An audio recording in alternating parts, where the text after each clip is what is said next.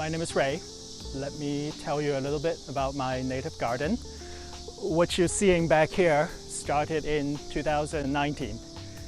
Before that, this was a typical suburban backyard full of turf grass and full of weeds that needs to be watered and needed to be weeded and needed to be mowed every week.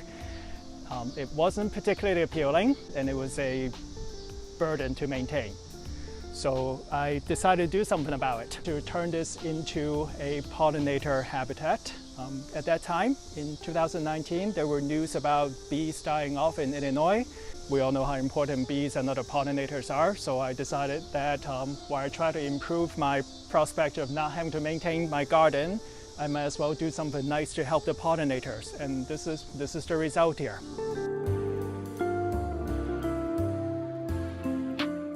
This is the front yard.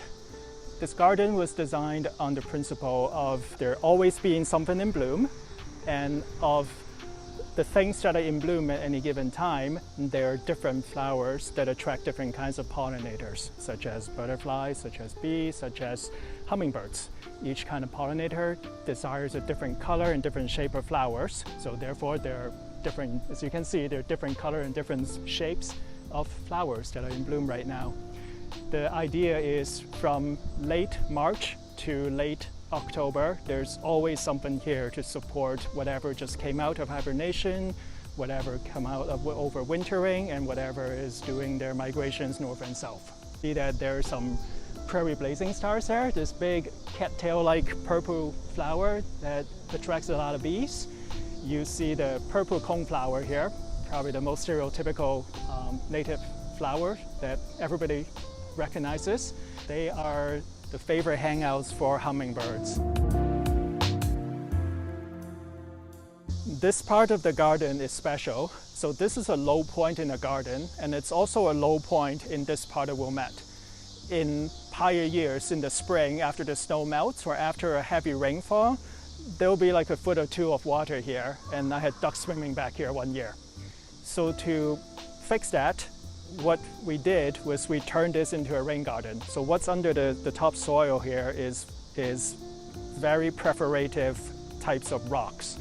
So it allows it to hold large amounts of water. So we don't have the floods anymore in the spring. No more ducks swimming around. But all that water that's stored down there allow us to grow plants that need large amount of water. So blue iris here, and then the cardinal flowers, they all like water. So by planting them right on top of the rain garden, we save a lot of irrigation needs. If you look at your typical native plant, they have roots that go as deep as 3 foot to 8 foot. So if your water table is anything higher than 3 to 8 foot, they can basically just suck water right up from the water table. You hardly ever have to water them. For the ones that don't have as deep a set of roots, I have a bit of an irrigation system here. So the downspouts from the house feed into rain barrels. Here's a cluster of 3 that are interconnected. The rain barrels would feed the front yard. That's one source. The second source of water here is my sump pump discharge. This house has a pretty deep basement, and the basement is actually deeper than the water table is high. So there's always water in the sump. The sump pump discharges usually once an hour or so, discharges a couple gallons of water out. So all this is routed through this black pipe here, as you can see, this black hose here to the front yard.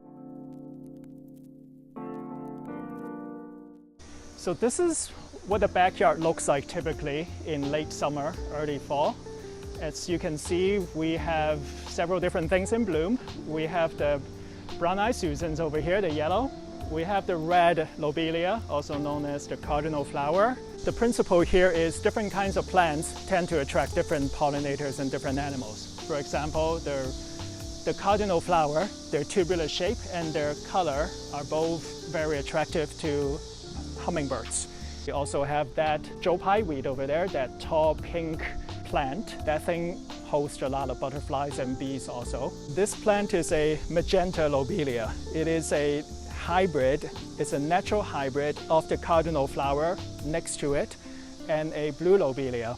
If you look at how dense the plants are, especially the ones that are in bloom right now, you notice how dense they are and then their root systems underneath are extremely dense and deep and entangled.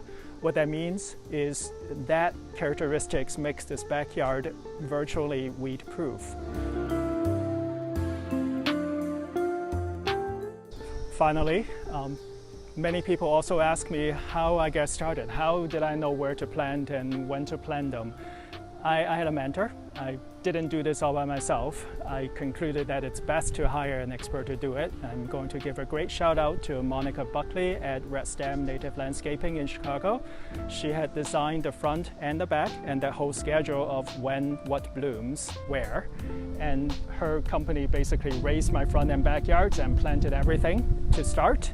And then I've been doing the maintenance myself for the most part.